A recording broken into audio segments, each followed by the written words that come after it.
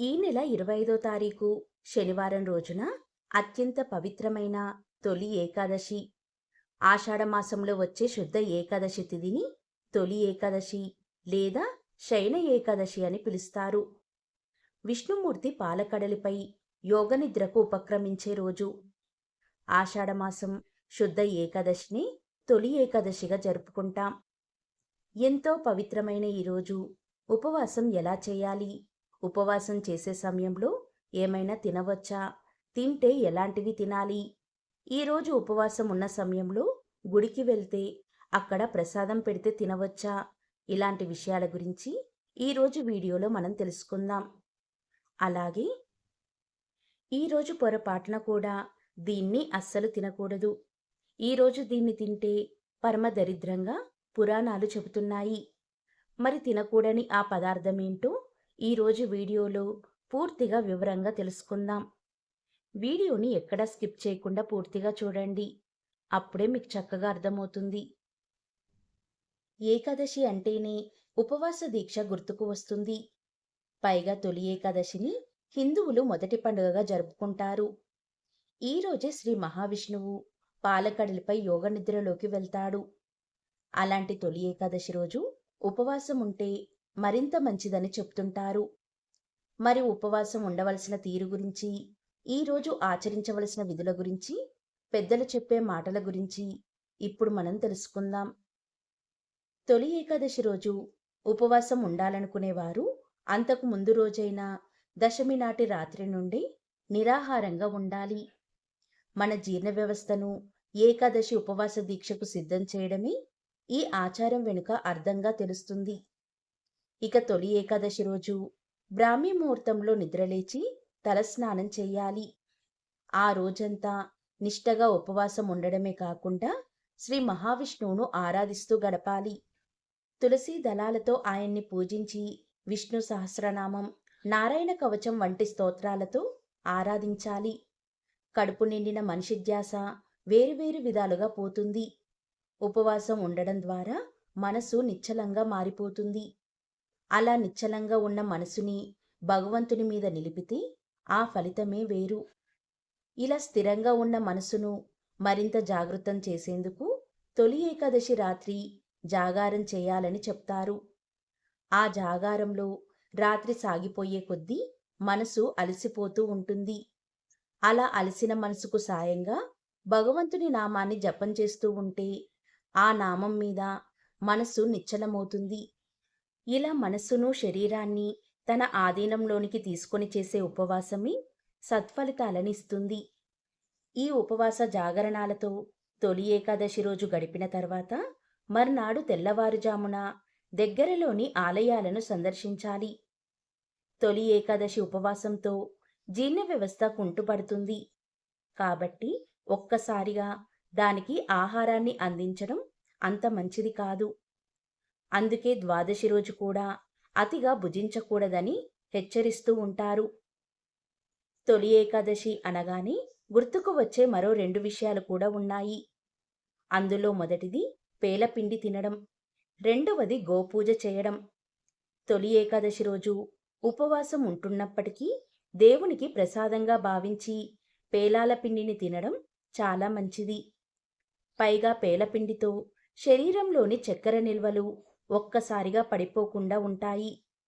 అంతేకాదు, వర్షాకాలంలో వచ్చే మార్పులకు శరీరాన్ని సన్నద్ధంగా ఉంచడమే ఈ పేలాల పిండి తినడం వెనుక అసలు రహస్యం. తొలి ఏకాదశి రోజు ముక్కోటి దేవతల స్వరూపంగా భావించి గోమాతను పూజించాలన్నది పెద్దల మాట. దగ్గరలో గోశాలలో ముగ్గు వేసి అందులో లక్ష్మీనారాయణల ఫోటో ఉంచి పూజిస్తారు. గోశాలలో ఉండే ఆవులను పసుపు కుంకుమలతో అర్చిస్తారు. ఈరోజు గోవులకు ప్రదక్షిణాలు చేయడం, అరటిపండును తినిపించడం వలన ముక్కోటి దేవతల ఆశీర్వాదం తప్పకుండా కలుగుతుంది. ఇక ఈరోజు అందరికీ పూర్తిగా ఉపవాసం చేసే అవకాశం దొరకకపోవచ్చు. అలాంటి వారు పురాణాల్లో చెప్పిన విధంగా ఈ 6 ఉపవాస పద్ధతుల్లో ఏదో ఒకటి ఆచరించినా ఉపవాసం చేసినంతటి పుణ్యం మీకు దక్కుతుంది.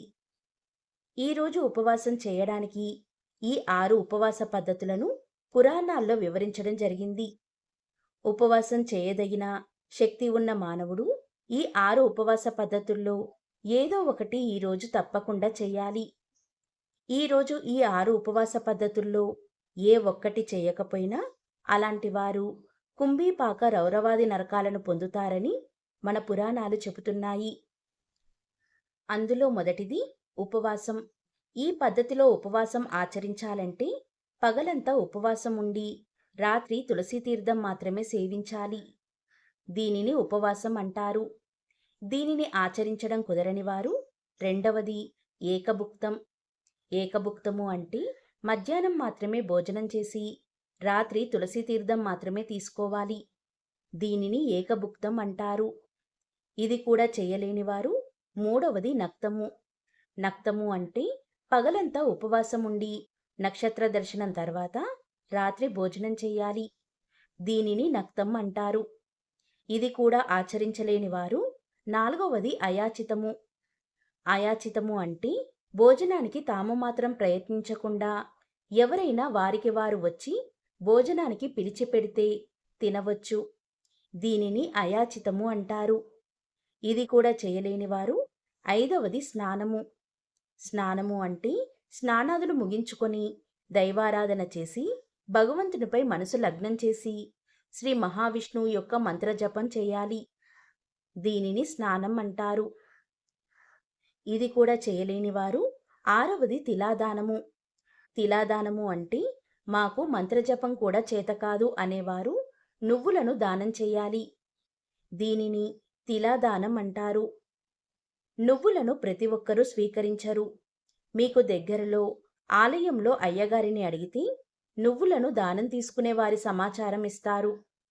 ఎందుకంటే నువ్వులను దానం తీసుకునే శక్తి కొంతమందికే ఉంటుంది. ఈ 6 పద్ధతుల్లో ఏదో ఒకటి ఖచ్చితంగా ఆచరించాలి. ఏ ఒక్క పద్ధతిలో కూడా ఉపవాసం ఆచరించకపోతే కుంభీపాక రౌరవాది నరకాలను పొందుతారని పురాణాలు చెబుతున్నాయి. ఉపవాసం ఆచరించే సమయంలో పచ్చిపాలు, మజ్జిగ, మంచినీరు, స్వల్పంగా పండ్లు, క్యారెట్ తీసుకోవచ్చు. వండిన ఆహార పదార్థాలను అస్సలు తీసుకోకూడదు. ఉపవాసం ఉన్నవారు గుడికి వెళ్తే ప్రసాదం పెడితే తినవచ్చు. ప్రసాదాన్ని వద్దు అని అనకూడదు.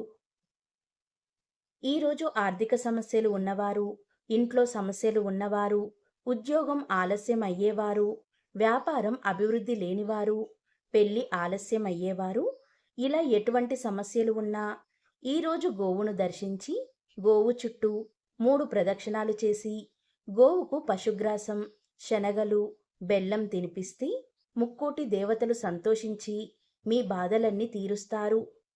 మిమ్మల్ని ఐశ్వర్యవంతుల్ని చేస్తారు.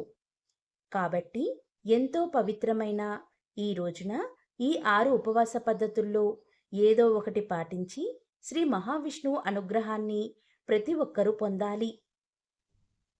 తొలి ఏకాదశి వ్రతాన్ని అంటే ఉపవాస దీక్షను ప్రారంభించాలి అనుకునేవారు దశమి రోజు రాత్రి నుండి ఉపవాస దీక్షను ప్రారంభించాలి. ఉపవాస దీక్ష చేసినా చేయకపోయినా ఎవరైనా సరే తొలి ఏకాదశి రోజున తెల్లవారుజామునే నిద్రలేచి కాలకృత్యాలు తీర్చుకుని ఆ తర్వాత తలస్నానం చేసి శుభ్రమైన వస్త్రాలు ధరించి నుదిటిన కుంకుమ ధరించాలి. ఆ తర్వాత లక్ష్మీనారాయణల పటాన్ని లేదా వెంకటేశ్వర స్వామి పటానికి గంధం, కుంకుమ బొట్లు పెట్టి అలంకరించాలి. ముందుగా ఆచమనం చేసి ఆవు నెయ్యి దీపాన్ని వెలిగించాలి. తొలి ఏకాదశి అంటే ప్రత్యేక పర్వదినం కాబట్టి విష్ణుమూర్తిని పూజించకముందు పసుపు గణపతిని పూజించాలి. ఒక పసుపు గణపతిని చేసి అందులో వినాయకుణ్ణి ఆవాహన చేసి ముందుగా ఆయనకు పూజలు చేసి నైవేద్యాన్ని సమర్పించాలి. ఆ తర్వాత విష్ణుమూర్తిని తులసీమాలతో అలంకరించాలి. విష్ణుమూర్తికి ఈ తొలి ఏకాదశి రోజు తులసితో పూజించడం వలన అఖండ ఐశ్వర్యం సిద్ధిస్తుంది. విష్ణుమూర్తికి అలంకరణ అంటే చాలా ఇష్టం కాబట్టి మీకు అందుబాటులో ఉన్న రకరకాల పువ్వులతో అలంకరించి ధూపదీప నైవేద్యాలు సమర్పించాలి. ముఖ్యంగా ఈరోజు పేలపిండిని శ్రీ మహావిష్ణువుకు నైవేద్యంగా పెట్టాలి. ఈరోజు ఇలా పేలపిండిని నైవేద్యంగా పెడితే ఆ లక్ష్మీనారాయణల కరుణా కటాక్షాలు మీకు తప్పక లభిస్తాయి. అలానే గోధుమలతో చేసిన బెల్లం పరమాన్నాన్ని నైవేద్యంగా సమర్పించాలి. అలాగే తొలి ఏకాదశి రోజున విష్ణు పురాణం, విష్ణు సహస్రనామం, విష్ణు అష్టోత్తరం మరియు భాగవతంలోని శ్లోకాలను పారాయణం చేయడం ఎంతో పుణ్యాన్నిస్తుంది. మంత్రాలు రానివారు ఓం నమో నారాయణాయ, ఓం నమో భగవతే వాసుదేవాయ అని స్మరించుకున్నా సరిపోతుంది. కనీసం ఏడుకొండలవాడ వెంకటరమణ గోవింద గోవింద అనే నామాన్ని స్మరించినా చాలు. ఆయన కృపకు మీరు పాత్రులైనట్లే. అయితే మనం విష్ణుమూర్తిని తులసీమాలతో పూజిస్తున్నాం కదా అని పక్కనే ఉన్న పసుపు గణపతికి మాత్రం ఎట్టి పరిస్థితుల్లోనూ తులసిని సమర్పించకూడదు. కేవలం వినాయక చవితి రోజు మాత్రమే తులసితో వినాయకుణ్ణి ఆరాధించవచ్చు. ఇక మిగిలిన రోజుల్లో ఎట్టి పరిస్థితుల్లోనూ తులసీ పత్రిని వినాయకునికి సమర్పించరాదు. అలాగే పూజ పూర్తయిన తర్వాత హారతిచ్చి పూజను ముగించాలి. అలాగే తొలి ఏకాదశి ఉపవాస దీక్షను కొంతమంది చాలా కఠినంగా చేస్తారు. అయితే కొంతమంది మాత్రం ఆరోగ్యం బాగోలేకో ఓపిక లేకో ఉపవాసం చేయలేకపోతున్నామని బాధపడుతూ ఉంటారు.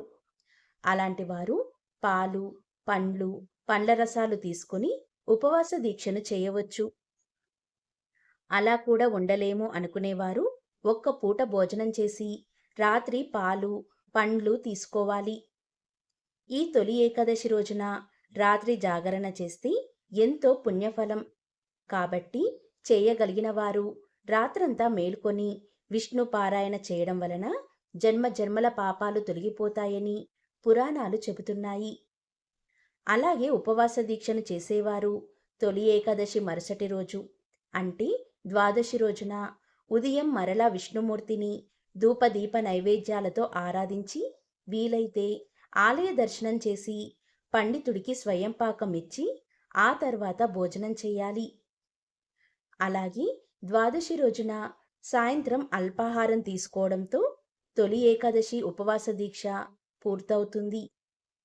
ఈ విధంగా చేయడం వలన విష్ణుమూర్తి యొక్క అనుగ్రహం ఎల్లప్పుడూ వారికి లభిస్తుంది. ఇక ఈరోజు చాలామంది కఠిన ఉపవాసాలు చేస్తారు. అంటే మంచినీరు కూడా తాగకుండా చేస్తారు. కానీ అలా చేయడం మంచిది కాదు. మంచినీరు, పచ్చిపాలు, పండ్లు, పండ్ల రసాలు తీసుకొని ఉపవాసం చేయడం మంచిది. కేవలం అన్నం మరియు వండిన పదార్థాలు తీసుకోకుండా ఉంటే చాలు. అలాగే ఉపవాసం ఉన్నా కూడా ఈరోజు ప్రతి ఒక్కరూ పేలాల పిండి నైవేద్యాన్ని తినాలి. మేము ఉపవాసం ఉన్నాం, తినకూడదు అని అనకూడదు. అలా తింటేనే మోక్షం కలుగుతుంది. ఇది మన ఆరోగ్యాన్ని ఎంతగానో కాపాడుతుంది. మన రోగనిరోధక శక్తిని పెంచుతుంది.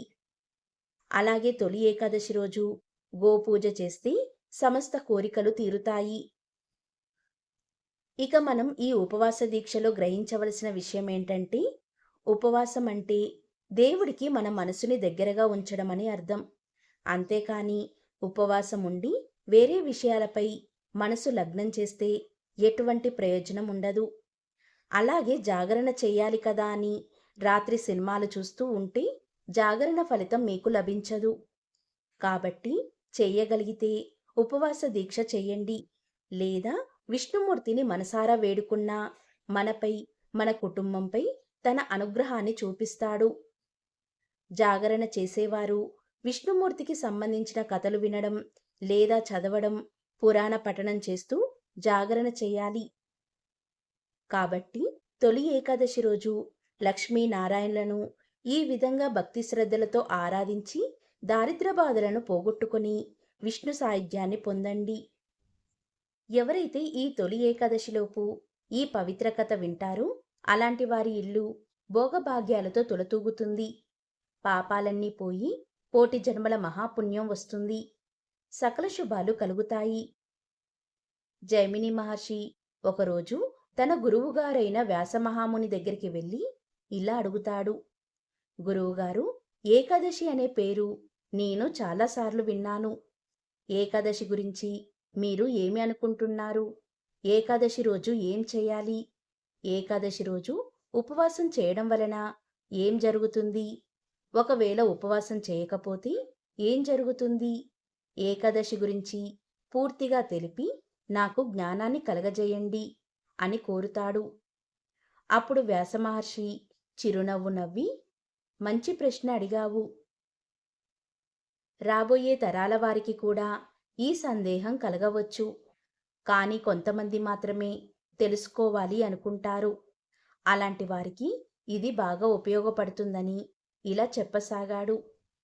జైమిని మహర్షి, సృష్టి జరిగిన తర్వాత భగవంతుడైన విష్ణుమూర్తి పాపమునకు మానవీకరణ చేయదలిచి పాపపురుషుణ్ణి సృష్టించాడు.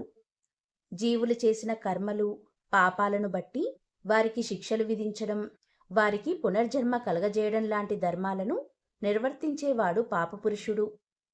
ఒకరోజు విష్ణుమూర్తి యమధర్మరాజు దగ్గరికి వెళ్తాడు.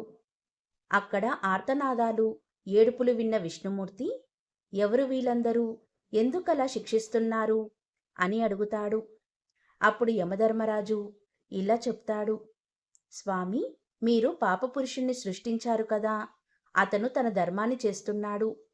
ఎవరైతే పాపాలు చేశారో వారిని శిక్షిస్తున్నాడు. అందువల్లే వారందరికీ ఈ బాధలు అని చెప్పాడు.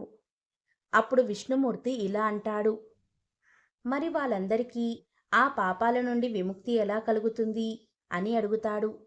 దానికి యమధర్మరాజు ఇలా అంటాడు, నాకెలా తెలుస్తుంది స్వామి, మీరే జగన్నాథుడు, మీరే చెప్పాలి అని అన్నాడు. అప్పుడు శ్రీ మహావిష్ణువులో ఉన్న కరుణ ఒక స్త్రీగా వచ్చింది. ఆమె ఇలా అంది, ఎవరైతే ఈరోజు నా ప్రభువును స్మరిస్తారో, ఆరాధిస్తారో వారు వారి పాపాల నుండి విముక్తి పొందుతారు. ఇదే నా వాగ్దానం అని పలికింది. యమలోకంలో ఉన్న పాపులందరూ ఈ మాటలు విని విష్ణుమూర్తిని ప్రార్థించి వారి పాపాల నుండి విముక్తి పొందారు. అప్పుడు కరుణను విష్ణుమూర్తి ఇలా అడుగుతాడు, నీవెవరు, నిన్ను ఎవరు పంపించారు అని అడుగుతాడు. దానికి కరుణ ఇలా చెబుతుంది, స్వామి, నేను మీ దాసిని, ఏకాదాసిని, మీ సేవలో నేను ఒక దానిని అని పలికింది. మీలోని కరుణ స్త్రీ రూపం దాల్చింది, అదే నేను అని చెప్పింది. దయచేసి మీరు నాకు అనుమతివ్వండి. విశ్వంలో ఈరోజు ఎవరైతే మిమ్మల్ని ప్రార్థిస్తారో వారికి వారి పాపాల నుండి విముక్తి లభించేలా, ఎలాగైతే ఈ యమలోకంలో ఉన్న పాపులకు వారి పాపాల నుండి విముక్తి కలిగిందో, అలానే విశ్వంలో అందరికీ వారి పాపాల నుండి విముక్తి కలిగే అవకాశం ఇవ్వండి అని కోరింది. అంతట శ్రీ మహావిష్ణువు ఆమె కోరికను అంగీకరిస్తాడు. దీని గురించి తెలిసిన జీవులందరూ విష్ణుమూర్తిని ప్రార్థించి వారి పాపాల నుండి విముక్తి పొందుతారు. ఇది చూసిన పాపపురుషుడు వైకుంఠానికి వెళ్ళి, స్వామి, అందరూ మిమ్మల్ని స్మరించి వారి పాపాలను తొలగించుకుంటున్నారు. మరి నేనేం చేయాలి? నా పుట్టుకకు అర్థమేముంది? జీవులు పాపాలు చేసినా మిమ్మల్ని స్మరించి పాప విముక్తి పొందుతున్నారని పాపపురుషుడు అడగగా, దానికి శ్రీ మహావిష్ణువు ఇలా చెప్తాడు, పాపపురుష, నీవు అవసరం లేదు, నా రాజ్యం వదిలి వెళ్ళిపో అని చెప్పాడు. దానికి పాపపురుషుడు ఇలా అంటాడు, స్వామి, నీవు జగన్నాథుడవు, అంతటా నీవు ఉంటావు, నేనెక్కడికి వెళ్ళాలి అని అడుగుతాడు. దానికి శ్రీ మహావిష్ణువు ఇలా చెప్తాడు, ఎప్పుడైతే ఏకాదశి తన కర్తవ్య నిర్వహణలో ఉండదో అప్పుడు నీవు నీ ధర్మాన్ని నిర్వర్తించు. ఎప్పుడైతే ఆమె అధికారంలో ఉంటుందో అప్పుడు నీవు ఎక్కడికైనా వెళ్ళి దాక్కో అని అంటాడు. దానికి పాపపురుషుడు ఎక్కడ దాక్కోవాలి అని అడుగుతాడు. దానికి శ్రీ మహావిష్ణువు ఇలా చెప్తాడు, ఏకాదశి రోజు నీవు ధాన్యాలలోకి వెళ్ళి దాక్కో అని చెప్పాడు. ఆ విధంగా శ్రీ మహావిష్ణువు చెప్పిన విధంగా పాపపురుషుడు ధాన్యాలలోకి వెళ్ళి దాక్కుంటాడు, అంటే ఆహారంలో దాక్కుంటాడు.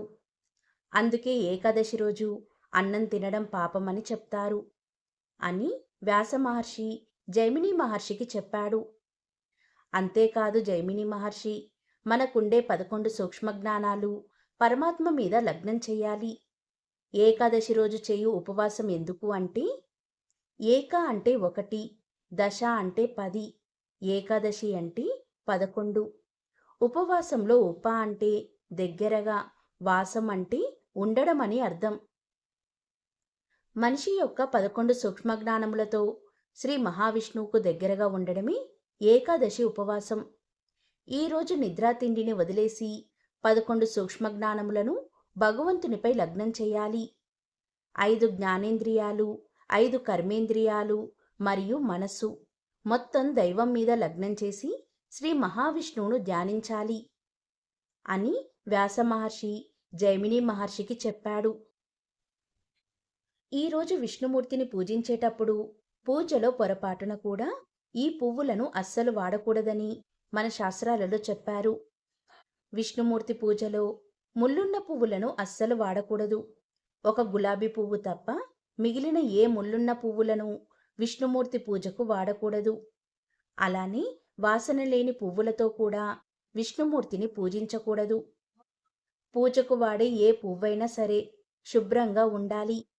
అలాగే నీటిలో తడిపిన పువ్వులతో పూజ అస్సలు చేయకూడదు. అలానే మైలలో ఉన్నవారు అంటుకున్న పువ్వులను విష్ణుమూర్తి పూజలో వాడరాదు. ముఖ్యంగా శ్రీ మహావిష్ణువుకు పూజ చేసేటప్పుడు ఉమ్మెత్త పువ్వులను మరియు బంతి పువ్వులను ఎట్టి పరిస్థితుల్లో కూడా సమర్పించకూడదని మన శాస్త్రాలు చెబుతున్నాయి. అలానే పూల మొగ్గలను సమర్పిస్తే మల్లె పువ్వులు, జాజి పువ్వులు, తామర పువ్వులు తప్ప మరి ఏ ఇతర పువ్వులు, పూల మొగ్గలు సమర్పించకూడదు. పూర్తిగా వికసించిన పువ్వులు మాత్రమే విష్ణుమూర్తికి సమర్పించాలి. ఒక్క పారిజాతం తప్ప నేలపై పడిన పువ్వులు కూడా విష్ణుమూర్తికి వాడరాదు. ఎడమ చేతి నుండి తీయబడిన పువ్వులు కూడా పూజకు వాడరాదు. వేరే ఒకరి కోపానికి గురిచేసి తీసుకువచ్చిన పువ్వులు పూజకు పనికిరావు. అంటే దొంగతనంగా కోసి తెచ్చిన పువ్వులతో పూజ చేసినా ఎలాంటి ఫలితం రాదు. అలానే సువాసన లేని పువ్వులను, అపవిత్రమైన పువ్వులను కూడా విష్ణుమూర్తి పూజలో వాడరాదు. మనింట్లో పెంచిన చెట్ల ద్వారా పువ్వులు కోసి పూజ చేస్తే ఉత్తమ ఫలితాలు వస్తాయి. ముఖ్యంగా ఏకాదశి రోజు విష్ణుమూర్తికి జాజి పువ్వులతో కానీ, లేదా ఎర్రటి రంగులో ఉండే పువ్వులతో కానీ, లేదా తామర పువ్వులతో కానీ పూజ చేస్తే చాలా మంచి ఫలితం వస్తుంది. లక్ష్మీనారాయణల అనుగ్రహం కలుగుతుంది. సకల ఐశ్వర్యాలు సిద్ధిస్తాయి.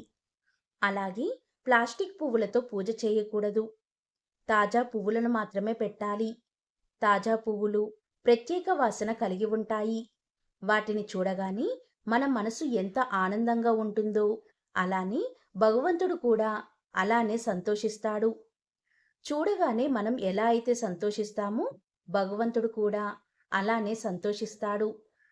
తాజా పువ్వులను సమర్పించి పూజ చేయడం వలన మనుషుల్లో కోపం, క్రూరత్వం తగ్గి ప్రశాంతంగా ఉంటారు. ప్లాస్టిక్ పువ్వులను సమర్పించడం వలన ఎలాంటి భావనలు మన మనసులో కలగవు.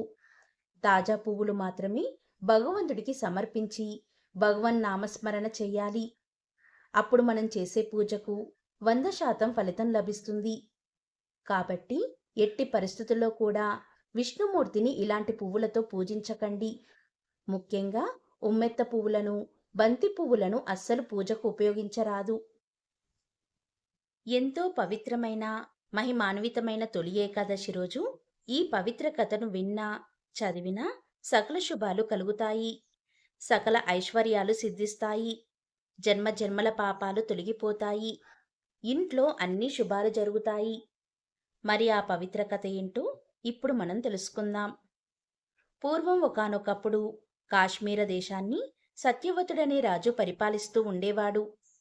అతడు పేరుకు తగ్గట్టు ప్రవర్తించేవాడు. అతని రాజ్యంలో ధర్మం 4 పాదాల మీద నడుస్తూ ఉండేది. ఎవరి వృత్తి ధర్మాలను వారు పాటిస్తూ ఉండేవారు. రాజ్యంలో ఎక్కడా కూడా అధర్మం, అన్యాయం అనేవి లేకుండా ఉండడంతో ప్రజలంతా సుఖంగా ఉండేవారు. ఒకరోజు సత్యవతుడు ఇలా అనుకున్నాడు. మానవులు కేవలం ఈ లోకంలో మాత్రమే సుఖంగా ఉంటే చాలదు. పరలోకంలో కూడా సుఖంగా ఉండాలి. అందుకు ఉన్న ఉపాయం ఒక్కటే. అదే దైవారాధన. నా ప్రజలంతా పరలోకంలో సుఖాన్ని అనుభవించాలి అంటే దైవచింతన ఏ విధంగా చేయాలి అని ఆలోచించసాగాడు. ఒకనాటి ఏకాదశి రోజు సత్యవతుడు ఉపవాసం చేసి దైవధ్యానం చేస్తూ ఉన్నాడు.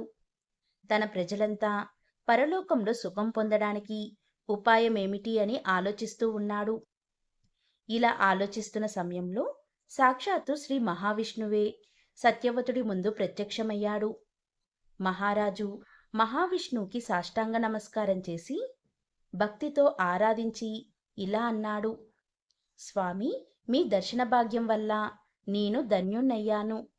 నా ప్రజలంతా కూడా మోక్షాన్ని పొందడానికి తగిన ఉపాయాన్ని సెలవివ్వండి అని కోరాడు.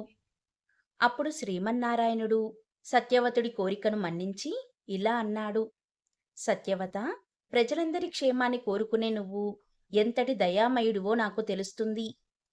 ప్రజలంతా ఇహపర లోకాలలో సుఖం అనుభవించాలి అంటే ఏకాదశి వ్రతం అనే గొప్ప వ్రతముంది. ఆ వ్రతాన్ని నీ ప్రజల చేత చేయించు. ఆ వ్రతాన్ని 12 సంవత్సరాల వయసు నుండి 65 సంవత్సరాల వయసు వచ్చిన వాళ్ళ వరకు ప్రతి ఒక్కరి చేత ఈ వ్రతాన్ని చేయించు. ప్రతి సంవత్సరంలో వచ్చే 24 ఏకాదశి తిథులలోనూ ఉపవాసం చేసి నన్ను పూజించాలి. ఆ తర్వాత రాత్రిపూట జాగరణ తప్పకుండా చెయ్యాలి. మరుసటి రోజు ద్వాదశి తిథి రోజు నన్ను పూజించాలి. ద్వాదశి తిథి వెళ్ళిపోకమునుపే పారాయణ చెయ్యాలి. 65 సంవత్సరాలు దాటిన వృద్ధులు, రోగపీడితులు, గర్భవతులు అయిన స్త్రీలకు ఈ వ్రత నియమాలు వర్తించవు. మిగిలిన వారంతా ఈ వ్రతం ఆచరించేటట్లు చేస్తే నీ కోరిక తప్పకుండా సిద్ధిస్తుంది. శ్రీకృష్ణ పరమాత్మకు ఒక్క నమస్కారం చేస్తే 100 అశ్వమేధ యాగాలు చేసినంతటి ఫలితం లభిస్తుంది. లోకంలో 100 అశ్వమేధ యాగాలు చేసిన వారు చేసిన పుణ్యం క్షీణించాక మళ్ళీ భూలోకంలో పుట్టవలసి వస్తుంది. కానీ శ్రీకృష్ణుడికి నమస్కరించిన వారికి మాత్రం మరలా పుట్టడం అనేది ఉండదు. కనుక ఓ రాజా, నీ ప్రజలందరి చేత ఈ వ్రతం చేపించు. చేసినందుకు వారికి, చేయించినందుకు నీకు పుణ్యం లభిస్తుంది అని చెప్పి శ్రీమన్నారాయణుడు అంతర్ధానమయ్యాడు. సత్యవతుడు సభని ఏర్పాటు చేపించాడు. శ్రీమన్నారాయణుడు తనకు చెప్పిన విషయాలను సభలోని అందరికీ తెలియజేశాడు. అది విన్న సభలోని వారంతా, రాజ్యంలోని ప్రజలంతా ఏకాదశి వ్రతం చేసేటట్లు ప్రయత్నిస్తామని రాజుకి విన్నవించారు. సత్యవతుడు వెంటనే ఇలా అన్నాడు: ప్రజల మేలు కోరి ఈ శాసనం చేస్తున్నాను. ఈ శాసనం ఎవరూ ఎటువంటి పరిస్థితుల్లోనూ ఉల్లంఘించకూడదు. తప్పనిసరిగా అందరూ ఏకాదశి వ్రతం పాటించవలసిందే అని శాసనం చేసి రాజ్యమంతా చాటింపు వేయించాడు. పండితులైన బ్రాహ్మణ శ్రేష్ఠులను పిలిచి పురాణంలోని ఏకాదశి వ్రతాన్ని, మహత్యాన్ని రాజ్యమంతా ప్రచారం చేపించాడు. సత్యవతుని ఆజ్ఞ ప్రకారం ఆ ప్రజలంతా ఏకాదశి వ్రతాన్ని పాటిస్తూ ఆనందంగా కాలం గడుపుతున్నారు. సత్యవతుడి వైభవాన్ని, ప్రజల భక్తి శ్రద్ధలను చూశాడు దేవరాజైన ఇంద్రుడు. తర్వాత తనలో తాను ఇలా అనుకుంటున్నాడు: నేను ఎంతో కష్టపడి 100 అశ్వమేధ యాగాలను చేసి ఇంద్ర పదవిని పొందాను. ఇప్పుడు సత్యవతుని రాజ్యంలోని ప్రజలంతా శ్రీకృష్ణ నామస్మరణ చేత పుణ్యులై ఒక్క కృష్ణనామం పలికితే 100 అశ్వమేధ యాగ ఫలితం లభిస్తుంది కదా. మరి ప్రజలంతా ఇన్ని ఏకాదశులలో ఎన్నో కృష్ణనామం చేసి ఉంటారు కదా. వారందరికీ ఎంతో పుణ్యం లభించి ఉంటుంది కదా. మరి వీరందరిలో ఏ ఒక్కరైనా నా ఇంద్ర పదవికి పోటీ వస్తారేమో. కాబట్టి ఈ రాజ్యంలోని వారందరినీ ఏకాదశి వ్రతం చేయడం మాన్పించాలి. ముందుగా రాజు వ్రతం చేయడం ఆపేస్తే ప్రజలు కూడా వ్రతం చేయడం మానేస్తారు. నా ఇంద్ర పదవికి ఎటువంటి ఇబ్బంది ఉండదని దేవేంద్రుడు నిర్ణయించుకున్నాడు. వెంటనే తన ఆలోచనను అమలుపరిచాడు. దానిలో భాగంగా మాలిని అనే అప్సరసతో ఇలా అన్నాడు: ఓ మాలిని, నీవు సత్యవతుడి దగ్గరికి వెళ్ళి నీ అందచందాలతో మోహంతో ముంచెత్తు. అతని ఏకాదశి వ్రతాన్ని దూరం చెయ్యి అని చెప్పి భూలోకానికి పంపించాడు. ఒకరోజు సత్యవతుడు నిండు కొలువు తీరి ఉన్నాడు. కొందరు అరణ్య ప్రాంతవాసులు సభకు వచ్చారు. వాళ్ళు మహారాజుతో ఇలా అన్నారు: మహారాజా, అడవిలో ఉన్న క్రూరమృగాలు చుట్టుపక్కన ఉన్న మా ప్రాంతంలోకి వస్తున్నాయి. మనుషులను, పశువులను తినేస్తున్నాయి. అక్కడి ప్రజలంతా ఎంతో భయపడుతున్నారు. కాబట్టి వేటకు మీరు ఆ ప్రాంతానికి వచ్చి క్రూరమృగాలను సంహరించి మమ్మల్ని కాపాడండి అని వేడుకున్నారు. వెంటనే సత్యవతుడు, నేనే వచ్చి మీ భయాన్ని పోగొడతాను అని చెప్పి పంపించాడు. ఆ తర్వాత వేటకు బయలుదేరాడు. 7 రోజుల పాటు వేట నిర్విఘ్నంగా సాగింది. సత్యవతుడు మరుసటి రోజు రాజ్యానికి తిరిగి ప్రయాణమవుతున్నాడు. ఆ రోజు రాత్రి శిబిరంలో విశ్రాంతి తీసుకుంటున్న సత్యవతుడికి ఒక స్త్రీ దీనంగా ఏడుస్తున్న శబ్దం వినిపించింది. ఆ స్త్రీని నా దగ్గరికి తీసుకురండి అని చెప్పి సేవకులను పంపించాడు. వెంటనే సేవకులు వెళ్ళి ఆ స్త్రీని సత్యవతుడి వద్దకు తీసుకువచ్చారు. ఆమెని చూసిన సత్యవతుడు ఇలా అడిగాడు: మీ దుఃఖానికి కారణమేంటి? మీ వివరాలేంటి అని ప్రశ్నించాడు. దానికామె ఇలా పలికింది: నాకు తల్లిదండ్రులు లేరు. నా సోదరుడు నన్ను అమ్మి సొమ్ము చేసుకోవాలని అనుకుంటున్నాడు. అందుకు ఎవరికీ తెలియకుండా పారిపోయి అడవికి వచ్చాను. కాబట్టి నా మీద దయ ఉంచి నాకు జీవితాన్ని ప్రసాదించండి అని అడగగా ఆమె మాటల మాయలో పడిపోయాడు మహారాజు. ఆమెను వెంటపెట్టుకొని తన సామ్రాజ్యానికి తీసుకువచ్చాడు. ఆమె అందానికి లొంగిపోయి ఆమెను వివాహం కూడా చేసుకున్నాడు. దాంతో ఆమె చిన్నరాణి అయ్యింది. తను వచ్చిన పని పూర్తి కాపోతుందని అనుకుంటూ చిన్నరాణి భర్త విషయాలను పట్టించుకోవడం మానేసింది. కాని మహారాజు ఏమీ అనేవాడు కాదు. ఆమె ఏ విధంగా చెబితే అదే విధంగా చేసేవాడు. ఇక చిన్నరానికి నేను ఏది చెప్తే అదే జరగాలనే మూర్ఖత్వం వచ్చేసింది. మహారాజు కూడా ఆమె మాయలో పూర్తిగా మునిగిపోయాడు. ఈ విధంగా కాలం గడుస్తూ ఉండగా ఏకాదశి రానే వచ్చింది. అందరూ ఏకాదశి పూజ చేయడానికి సిద్ధమవుతున్నారు. రాజు కూడా వ్రతాచరణకు సిద్ధమవుతున్నాడు. ఇంతలో చిన్నరాణి తన పుట్టినరోజు వేడుకలు జరిపించాలని మహారాజుకు వర్తమానం పంపింది. కేవలం మహారాజు మాత్రమే కాకుండా రాజ్యంలోని ప్రజలంతా తన జన్మదిన వేడుకలో పాలు పంచుకోవాలని అన్నది. చిన్నరాణి పంపిన వార్త విని రాజు ఆశ్చర్యపోయాడు. ఒకవైపు అందరూ ఉపవాస దీక్ష పట్టి వ్రతం ఆచరిస్తున్నారు. చిన్నరానికి ఎన్నో విధాలుగా వ్రతం గురించి చెప్పి చూశాడు. కాని చిన్నరాణి పట్టు విడవలేదు. అప్పుడు రాజు ఇలా అన్నాడు: భార్యాబిడ్డలనైనా వదులుకుంటాను కానీ వ్రతం మాత్రం వదలను అని అన్నాడు. చిన్నరానికి మంచి అవకాశం వచ్చింది. అప్పుడు చిన్నరాణి రాజుతో ఇలా అంది: అయితే నీ పెద్ద భార్యను, కొడుకును బలివ్వు, నీ భక్తిని నిరూపించుకో అని పలికింది. మాట అన్నట్టుగా పెద్ద భార్యను, కొడుకును చంపడానికి సిద్ధపడ్డాడు రాజు. పెద్దరాణిని చంపడానికి ఎత్తినటువంటి కత్తి ఆ రాణి మెడలో పూలమాలయ్యింది. ఆ మరుక్షణంలో విష్ణుమూర్తి ప్రత్యక్షమయ్యాడు.